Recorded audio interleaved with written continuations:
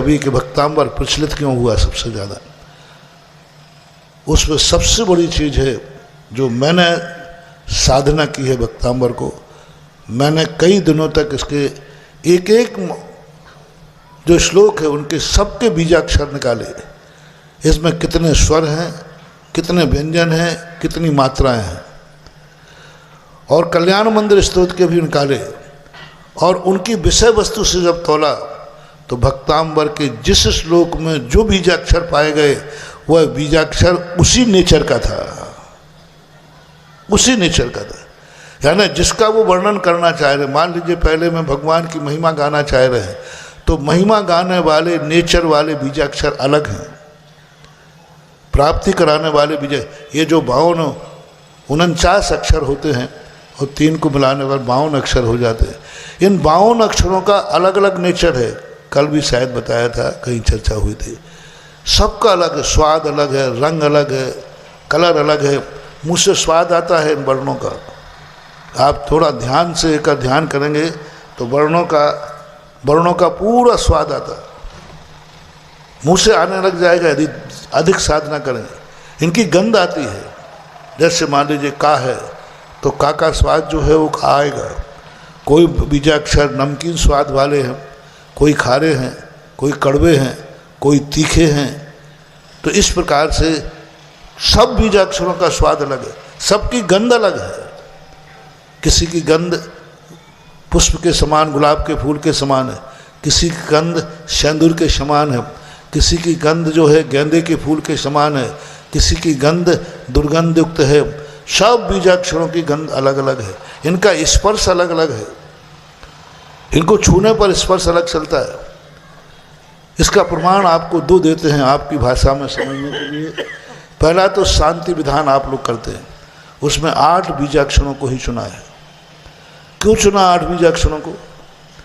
क्योंकि वे 8 बीजाक्षर ऐसे हैं जो हर उत्तेजना को खत्म करते हैं, नकारात्मक ऊर्जा को रोकते हैं, शांति स्थापित करते हैं।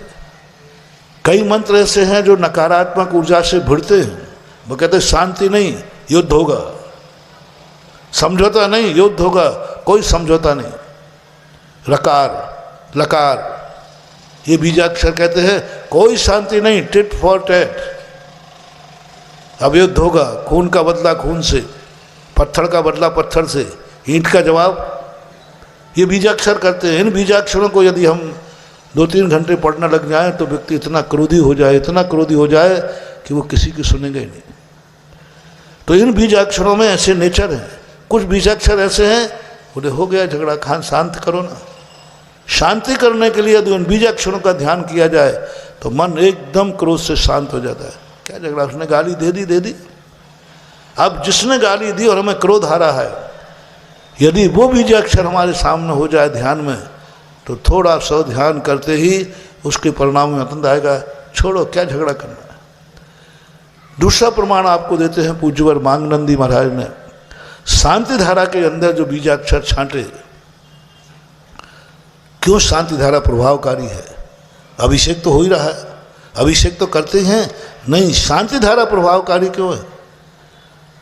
भगवान के कारण नहीं, भगवान के ऊपर जल ढल रहा है इसलिए नहीं, वो तो अभिषेक में भी ढल रहा है। लेकिन जो वो उन्होंने वम वम मम मम हम हम सम सम तम तम पम पम झम झम झीम झीम छीम छीम द्राम द्राम, ये जो बीज अक्षर लिखे हैं ये बीज अक्षर हैं कमाल के। ये बनाते हैं उस गंधोदक को अतिशयकारी, क्योंकि इन बीज अक्षरों में उन्होंने पूरे 52 अक्षर नहीं लिए, कवर को पूरा छोड़ दिया। क्योंकि कवर जिस उद्देश्य से तुम शांति धारा करते हो वो उद्देश्य की पूर्ति नहीं करेगा। पूरे कबर को छोड़ दिया। चवर्ग में मात्र एक अकेले को लिया, झा वाला, छा को नहीं लिया। पूरा चवर्ग में मात्र झा को लिया अकेला। पवर्ग में 2 अक्षर लिए, पा और माँ। पा और माँ के अलावा फा वा इनको छोड़ दिया, क्योंकि ये इष्ट की सिद्धि करने वाले नहीं हैं। कबर चवर इसी प्रकार और सब में ऐसे ही लगा लेना। सा में उन्होंने माँ अकेले एक सा को लिया, शक्कर वाला सा, षटकोण वाला सा छोड़ दिया। माँ सम जो दंतीशा होता है उसको ले लिया। तो इस प्रकार के जब शांति धारा को सामने रख के देखा और फिर मैंने उन बीजक्षणों के सारे मेल किया कि इसको क्यों छोड़ा गया, तो वो उसके विपरीत पाया गया। जो शांति धारा में भाव है भक्त का, जिस उद्देश्य से भक्त शांति धारा कर रहा है, कर्मों की निर्जरा के लिए शांति धारा नहीं, वो अभिषेक है।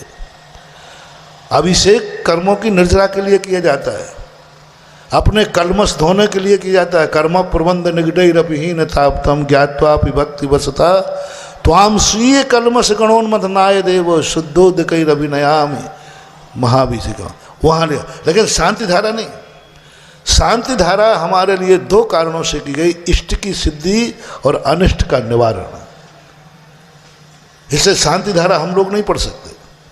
हम तुम्हारे लिए पढ़ते हैं वकील बन करके, केस मेरा नहीं है। हाँ, तुम्हारा वकील बन के पढ़ रहा हूं, मेरे लिए शांति धारा नहीं। हम अपने दुख निवारण के लिए शांति धारा नहीं कर सकते, क्योंकि वो शांति धारा गृहस्थों के योग्य ही है। गृहस्थों की समस्या का समाधान है, उसमें गृहस्थों की समस्या का समाधान है और गृहस्थों को इष्ट की सिद्धि है। मुनि महाराज के लिए शांति धारा नहीं। पिछीधारी अपने अनिष्ट और इष्ट की प्राप्ति, अनिष्ट का निवारण शांति धारा से नहीं, वो भक्तियों से करेगा। वो अभी बता दूंगा, अभी लेख वाचा गया था ना, तो वो करेगा। तो हम लोगों के लिए शांति धारा नहीं, उसमें आपको है, क्योंकि उसमें विरोधी हिंसा है। परमंत्रान छिंद छिंद भिंद भिंद, दूसरा यदि मंत्र फेंकता है तो वो छिंद छिंद भिंद हो जाए, मैं नहीं कर सकता। बहुत सारी चीज़ें हैं उसमें, छिंद छिंद भिंद भिंद से कोई आपत्ति नहीं है। छिदर और भिदर धातु से छिंद छिंद भिंद भिंद बना है। ये कर्म छिद जाए, ढीले पड़ जाएं, भिद जाएं, नष्ट हो जाएं, ये अर्थ है सीधा। लोगों ने इसके लिए सबसे प्राचीन शांति धारा है मांगनंदी महाराज की। ये माँ छिंद छिंद भिंद के कारण आजकल नई शांति धाराएं बनाई जाने लगी, वे प्रभावकारी नहीं है महानुभाव। नई शांति धारा बने। मेरे पास एक पंडित ने शांति धारा भेजी, मैंने कहा क्यों कर रहे हो? बोले महाराज इसमें छिंद छिंद भिंद भिंद का। हमने क्या लिखा है? सांप का छिंदन नहीं किया, वृष सर्प वृश्चिक विष भयानी, सर्प का छिन छिन नहीं, जहर का नहीं, उसके भय छिन छिन भिन्न हो। एक भी हिंसक शब्द नहीं उसमें।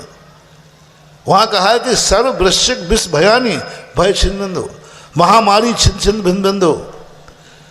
तो उस कारण से नई शांति धारा रच दी और लोगों में भावना दे। महानुभाव जो पुरानी बृहद शांति धारा है ये बहुत पावरफुल है। मात्र बीजाक्षरों के कारण, मात्र बीजाक्षरों के कारण से शांति धारा है। और यही भक्तांबर का हर श्लोक बीजाक्षरों से भरा हुआ है। पूज्यवर मानतुंग आचार्य महाराज ने जो श्लोक लिखा उनमें उन्हीं अक्षरों को लाने का प्रयास किया है जो वहाँ भाव व्यक्त करना चाहते। जैसे उन्होंने मान लीजिए कोई उदाहरण दे लें अपन, भगवान के पहले ही ले लें, पहले अक्षर में, पहले स्त्रोत में मात्र भगवान की प्रशंसा है। आप कैसे हैं, आपका प्रभाव कैसा है? उन्होंने पूरे बीजाक्षर प्रभावशील है।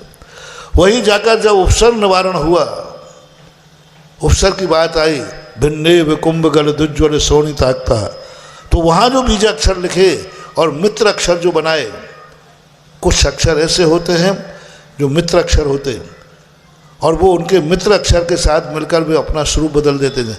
जैसे भा, जब वो भा का के साथ मिला तो अपना स्वरूप अलग है और ना के साथ मिल जाने पर उसका स्वरूप बदल जाता है। संयोग दूसरे स्वरूप में जाके मिलकर के अपना स्वरूप बदल देते हैं। वहाँ जो उन्होंने बीजाक्षर दिए संकट निवारण में, वो पूरे मैंने मैचिंग किया कि वो पूरे अक्षर उसी स्वभाव वाले हैं जिस स्वभाव को वो वर्णन कर रहे हैं। यह व्यवस्था कल्याण मंदिर स्तोत्र में नहीं है। कल्याण मंदिर के स्तोत्र को मां शब्द रचना है, भाव रचना नहीं। कल्याण मंदिर स्तोत्र में शब्द रचना है, मंत्र रचना नहीं। कल्याण मंदिर स्तोत्र में भक्ति है लेकिन शब्दों का चमत्कार नहीं, शब्दों की व्यवस्था नहीं है। उसमें ऐसे शब्द भी हैं जो भाव कुछ बता रहे हैं और अक्षर बिल्कुल विपरीत है। शांति का भाव बताया जाना है और रम और लम का प्रयोग किया जा रहा है कल्याण मंदिर स्तोत्र में। अब रम और लम जिस स्तोत्र में होंगे वहाँ शांति हो ही नहीं सकती, हो ही नहीं सकती। टबर्ग जहाँ आ जाएगा वहाँ शांति हो ही नहीं सकती, वहाँ तो रार बढ़ाएगा। रार बढ़ाएगा। माँ शांति धारा में टबर का प्रयोग नहीं, टबर टा ठा डा राणा ये नेचर है इनके बिल्कुल भिन्न प्रकार के। तो भक्ताओं कल्याण मंद स्तोत्र के अंदर वो व्यवस्था नहीं की गई। वहाँ ये ध्यान नहीं रखा गया कि हम किस भाव से यह स्तोत्र लिख रहे हैं, क्या ये अक्षर उसका रूप दे पाएंगे, नहीं दे पाएंगे। किसी भी स्तोत्र में ये ध्यान नहीं रखा गया। एक ही भाव विशापाहार आदि मात्र ये ध्यान रखने का पूज्यवर मान तुंगाचार्य महाराज को मैं बहुत बहुत बार उनको श्रद्धा से प्रणाम करता हूँ कि उन्होंने वो बातों का ध्यान रखा। और उनकी जो तपस्या थी शब्द साधना, अक्षर साधना, उस साधना का परिणाम निकला है कि आज भक्तांबर सारे भारत में प्रसिद्ध है। होना चाहिए कल्याण मंदिर को, क्योंकि पारसनाथ की ज़्यादा प्रसिद्धि है। आज आदिनाथ से ज़्यादा प्रसिद्धि किसकी है? आदिनाथ से भी ज़्यादा। 24 तीर्थंकरों में सबसे ज़्यादा प्रसिद्धि पारसनाथ की है। श्रद्धा पारसनाथ के ऊपर है। गृहस्थ पारसनाथ को चाहता है तो फिर कल्याण मंदिर स्तोत्र कैसे नहीं सिद्ध हुआ? पहले का है, अब आज का, इस संबंध में अपन ने अभी चर्चा कर ही ली। लेकिन प्रायः कई लोग उसको 7वीं शताब्दी का मानते हैं, भक्तांबर को 6ठी शताब्दी का मानते हैं कल्याण मंदिर स्तोत्र को। श्वेतांबर परंपरा में भी दोनों स्रोत पाए जाते हैं। तो वो छठ, तो कोई भी कैसे भी हो, लेकिन उसकी प्रसिद्धि क्यों नहीं हो पाई? जब पारसनाथ सबके श्रद्धा का केंद्र है और पारसनाथ के ऊपर लिखा हुआ स्तोत्र सबसे प्रसिद्धि को क्यों प्राप्त नहीं हो पाया? क्या कारण रहा हो? क्या मानतंगाचार्य का विज्ञापन तो तेज था? नहीं, ऐसा कुछ नहीं था। मात्र उसकी जो उनकी जो साधना थी पूज्यवर की, जो मंत्राक्षर जो बीजाक्षर उसमें लिखे, उसी का परिणाम है कि मंत्रों की उत्पत्ति हुई। हर काव्य से मंत्रों की उत्पत्ति हुई। हर काव्य में रिद्धि और रिद्धियों का भी ध्यान रखा गया कि रिद्धियाँ, इन काव्यों में रिद्धियाँ भरी पड़ी।